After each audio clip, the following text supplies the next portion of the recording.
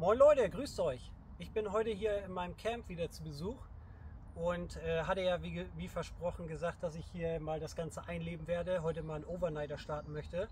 Deswegen bin ich hier direkt nach der Arbeit heute hingefahren und ich bin aber heute nicht alleine hier, sondern ich habe jemanden mitgebracht.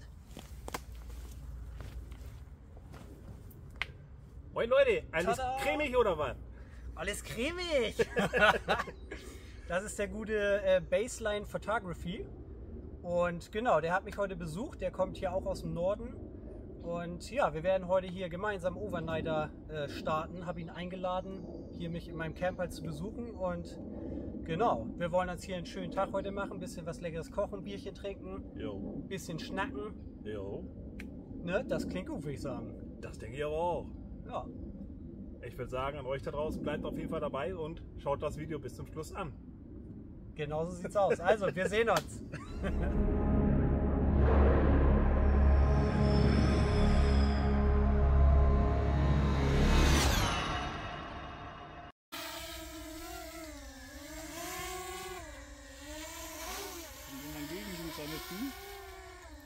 So,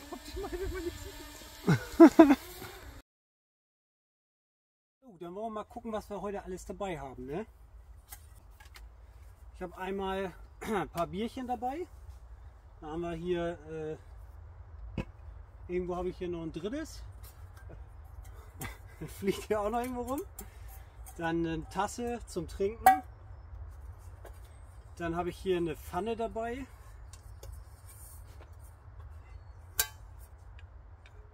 Wir wollen jetzt ja nachher so eine Art Bauerntopf machen. Da habe ich nur einen kleinen Topf dabei. Also der ist schon relativ groß, reicht für mich alleine, aber da wir ja heute zwei sind, habe ich die Pfanne dann vorsichtshalber auch noch mitgenommen. Ganz wichtig, wenn ich hier im Camp und so immer normalerweise irgendwie was baue oder so, habe ich immer ein Erste-Hilfe-Set dabei, aber auch wenn man ein Feuer macht oder mit einem Messer hantiert, sollte man immer ein Erste-Hilfe-Set dabei haben. Man weiß ja nie.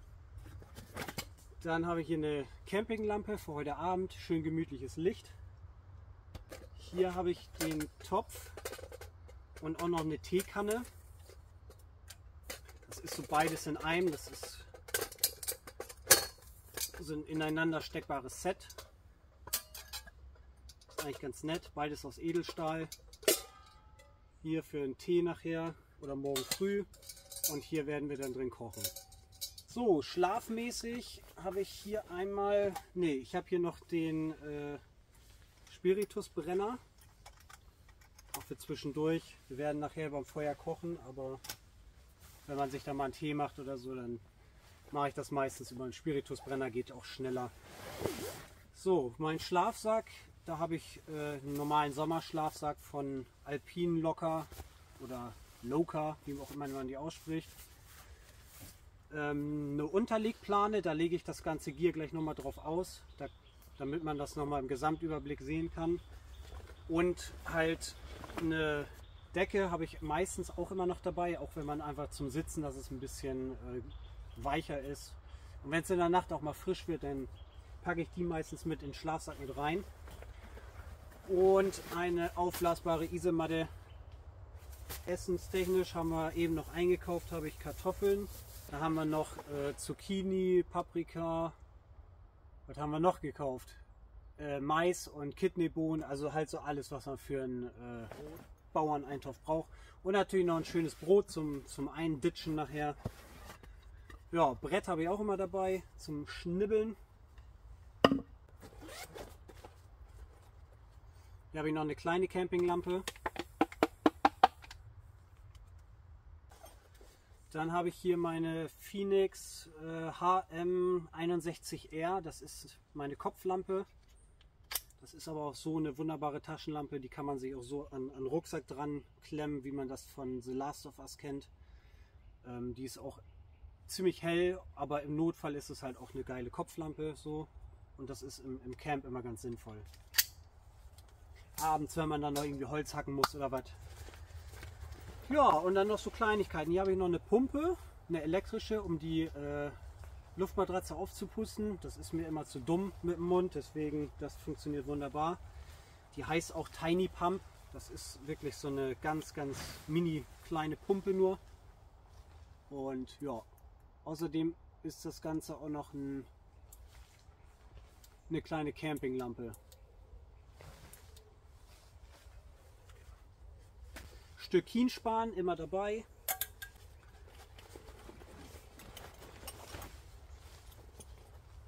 Feuerstahl und eine Ledermatte. So ein Spork oder Göffel genannt. Handschuhe dürfen auch nicht fehlen im Camp. Wobei ich eben schon wieder eine Wand repariert habe. Natürlich auch wieder die Handschuhe nicht angezogen. Warum habe ich sie überhaupt mit? Dann habe ich immer ein kleines Beil dabei. Das ist von Adler Tools. Eine Flasche Wasser. Auf der anderen Seite, da habe ich noch die Kidneybone. Ach, da ist das verlorene Bier. Mein Messer und eine Säge. Also so die 3 Standard-Tools, die ich immer dabei habe. Jetzt keine große Axt, aber so ein kleines Beil finde ich total sinnvoll. Und Messer, Säge, ne, muss immer dabei sein. So, das ist jetzt hier nochmal meine ganze Gear-Übersicht, mein Loadout sozusagen. Das ist eigentlich so das meiste davon, der Standard, was ich immer dabei habe. Und dann je nachdem, wo ich bin, wenn ich jetzt unterwegs bin, nicht jetzt hier gerade im Camp, dann brauche ich natürlich noch mein Tarp und sowas. Messer tausche ich auch meistens eigentlich mal durch, mal dies, mal das, mal jenes. Aber ansonsten, das ist eigentlich so mein Standard-Setup, was ich immer dabei habe.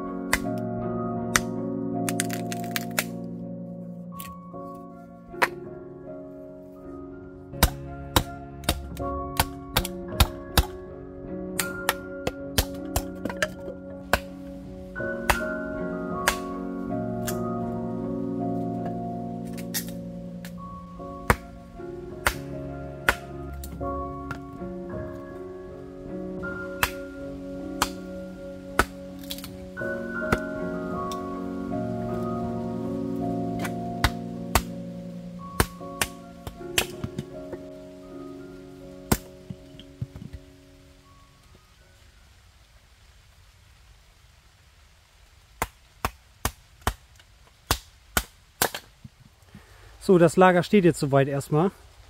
Ich habe jetzt schon mal ein bisschen Holz gerade gehackt. Kollege hat hier nochmal ein bisschen neues Holz reingeschafft, damit wir auch ordentlich Feuer machen können nachher. Es hat jetzt auch angefangen zu regnen gerade. Und ja, dann wollen wir uns jetzt mal ein bisschen zurückziehen hier an das Dach. Meinst du das rein? Oh, ein Traum. Ja. Ein Traum. Man sitzt ja selten so gut im Wald, ne? Ich sag's dir das.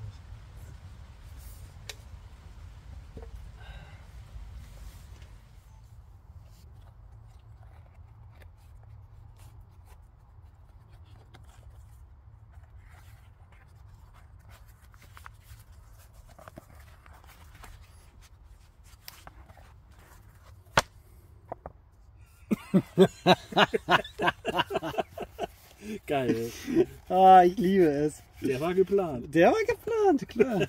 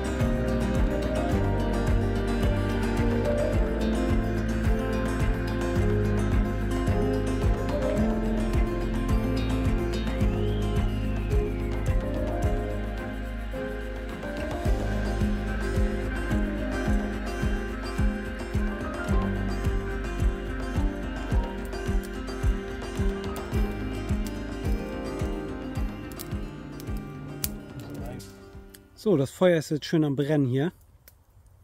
Der Kollege, der geht gerade noch ein bisschen neues Feuerholz suchen.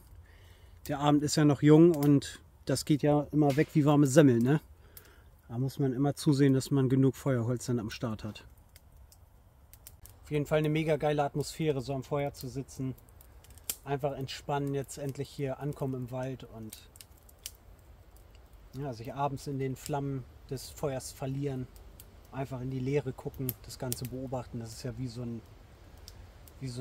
Outdoor-Programm, wie so ein Fernseher für die Natur. Ne? Da läuft zwar immer das gleiche Programm, aber ist halt spannend. Ne? Ich feiere es total.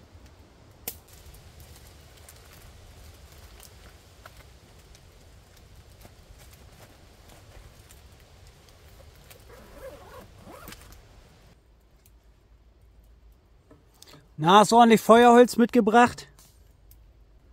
Also werden wir nicht verhungern am Feuer. An Feuerholz quasi.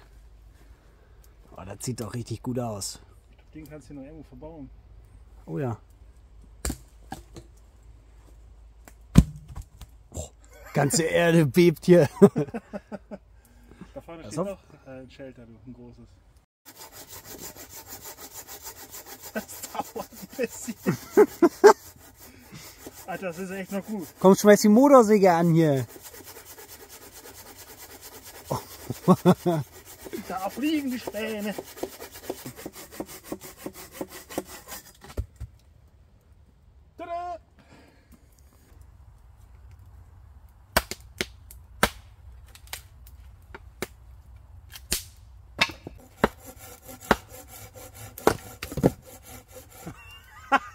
was das? Voll der Angriff aufs Feuer, Alter. Outtakes.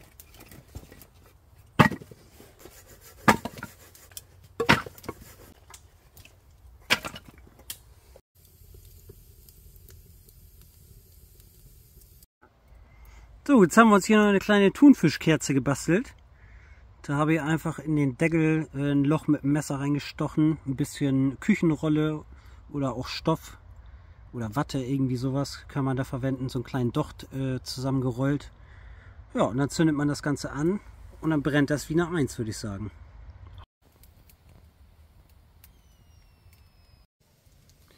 So, die Kerze brennt mittlerweile 10 Minuten. Man sieht, dass das Ganze hier richtig schön von unten hochgesogen wird und nicht das Material, also die Küchenrolle verbrennt, sondern letztendlich das Öl. Und das ist wirklich eine schöne hohe Flamme. Und mal schauen, wie lange das Ganze jetzt noch brennen wird. So, alles am Brennen hier im Camp.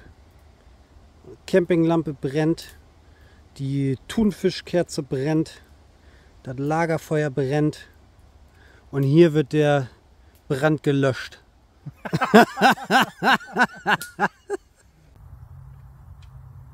Prost. Küsschen aus Nüsschen. Ganz genau.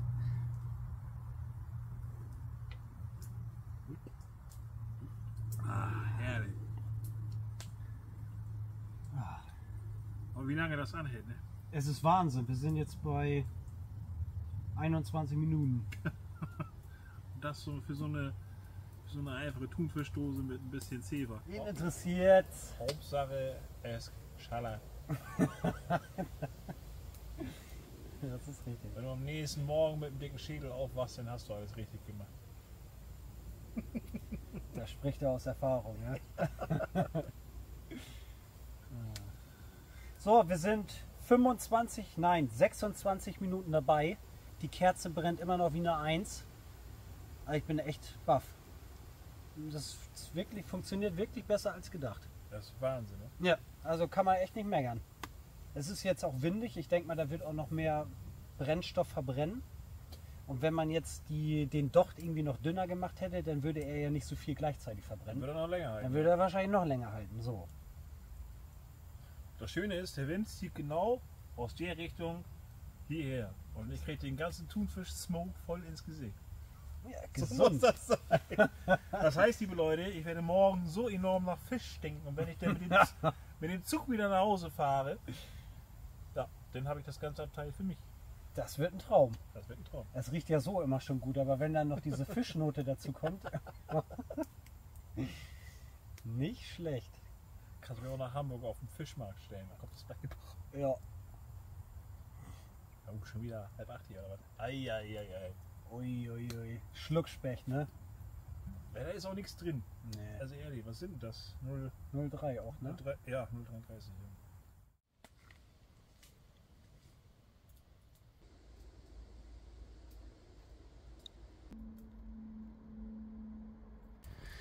So, unsere Thunfischkerze brennt jetzt seit 36 Minuten und scheint auch nicht in näherer Zeit irgendwie auszugehen. Also das hat auf jeden Fall 1A Sahne funktioniert hier.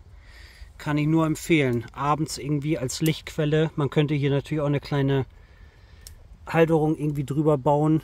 Da dann noch einen Pott draufstellen und sich dann irgendwie Wasser kochen oder sowas. Ich meine, bei der Flamme, das sollte auf jeden Fall ruckzuck kochen. Und dann passt das. Bella, ciao. Ja, ciao, Bella, ciao, ciao, ciao. Oh Mann.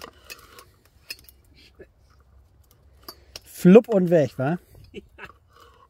Ich sag dir das.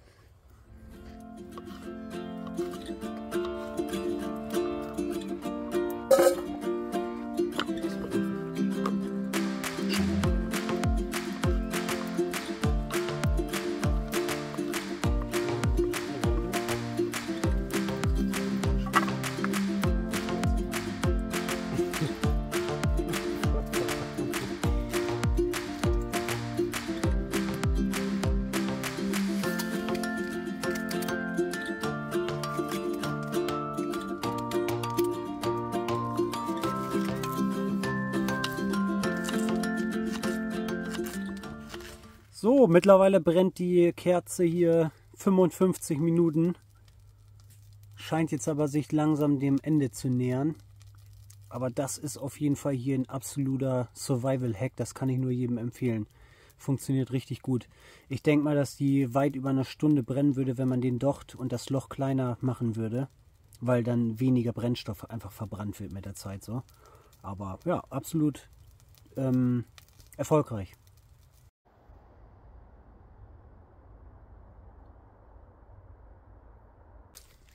Auch wieder ganz aus. Ei, das ist Sonder.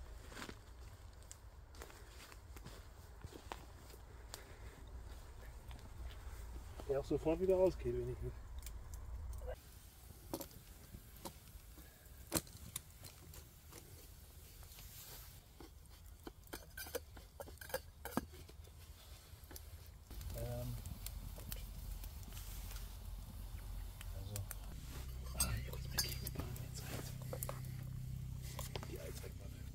So, jetzt sind wir hier gerade schon schön beim Kochen.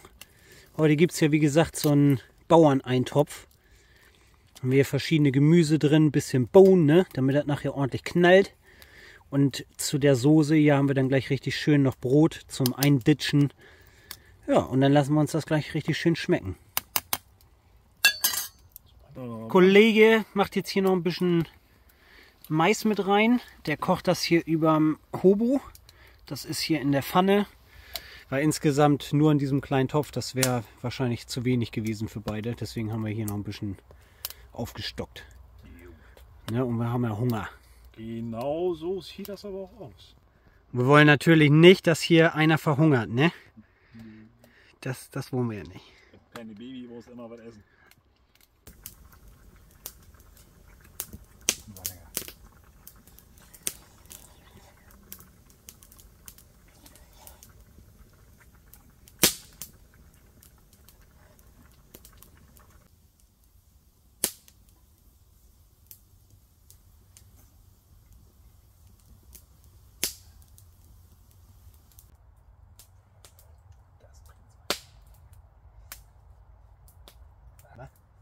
Ja, einzige wäre natürlich perfekt, wenn jetzt hier kein Rauch mehr ins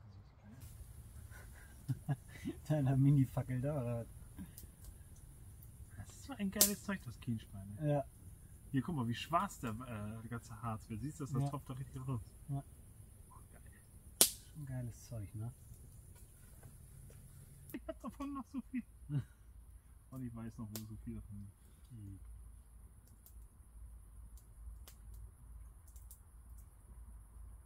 Kienschwein ist der. Der Renner ist das. Ey, da haben wir schon in den Arsch gekriegt.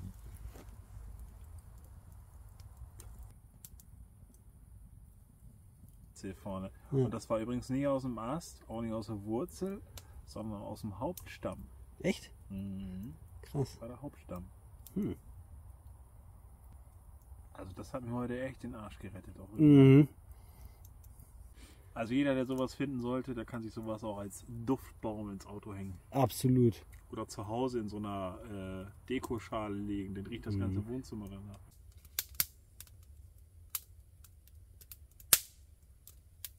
So, dann wollen wir jetzt mal hier die gute O-Light-Lampe von ihm testen. Also kleinster Modus, etwas größerer Modus, großer Modus, normal und jetzt ganz großer Modus und Riesenmodus. Das sind 14.000 Lumen. Eieieiei. So Leute, machen uns jetzt Bett ready. Ich liege jetzt hier schon im Schlafsack. Werde jetzt noch ein paar Minuten hier aufs Feuer gucken. Das brennt dann noch schön vor sich hin. Richtig schönen Ausblick hier noch aufs Feuer. Kollege, der macht sich da hinten auch gerade ready schon mal. Und genau, dann werden wir jetzt auf jeden Fall gleich schlafen gehen. Sind mega müde jetzt und ja, schön gegessen, schön geschnackt, ein paar Bierchen getrunken. Was will man mehr, ne? Jetzt geht's ab in die Haier. Und ja, dann würde ich sagen, gute Nacht und wir sehen uns morgen wieder. Also.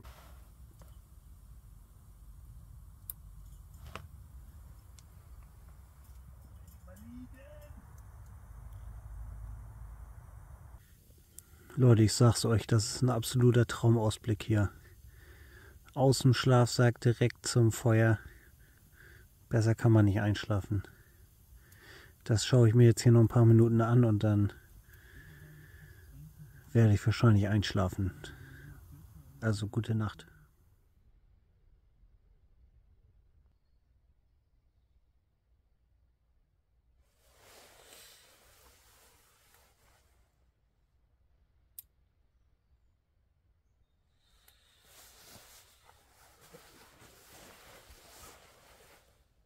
Guten Morgen, Freunde.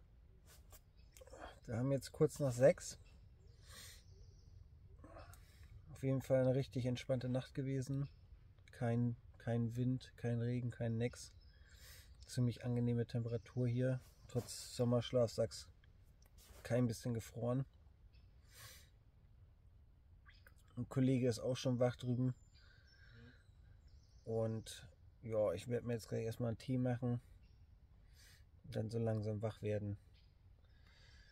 Mücken komischerweise auch gar keine Probleme gehabt. Die haben mich komplett in Ruhe gelassen. Eine einzige habe ich gestern Abend mal gehört. Aber ansonsten Gott sei Dank. Ja, dann werde ich gleich mal zusehen, dass ich hier aus dem Sack rauskomme und dann erstmal aufstehe. Ja, also bis später.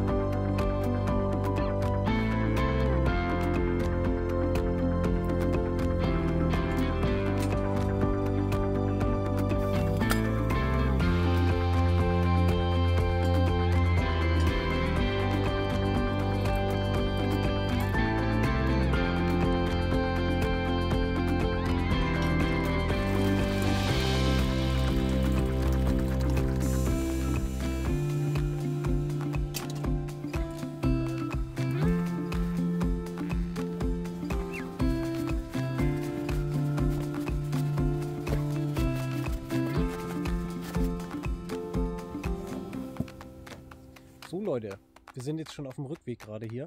Kollege, der ist jetzt hier gerade noch kurz sich einmal erleichtern und dann laufen wir den Rest des Weges zum Auto zurück.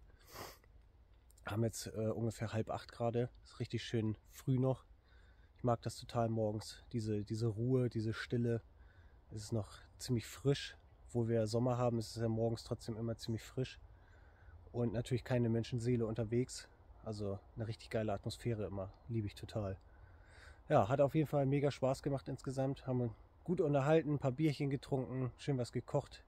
Nachher noch schön am Feuer gesessen. Ich hatte dann ja noch, als ich eingeschlafen bin, den direkten Blick aufs Feuer. Das war auf jeden Fall auch ein richtig geiles Feeling so. Ja, hat mega Spaß gemacht. Den Kollegen, den verlinke ich euch nochmal in der Videobeschreibung. Könnt ihr gerne auf dem Kanal nochmal vorbeischauen. Interessante Lost Places vor allen Dingen findet ihr da bei ihm.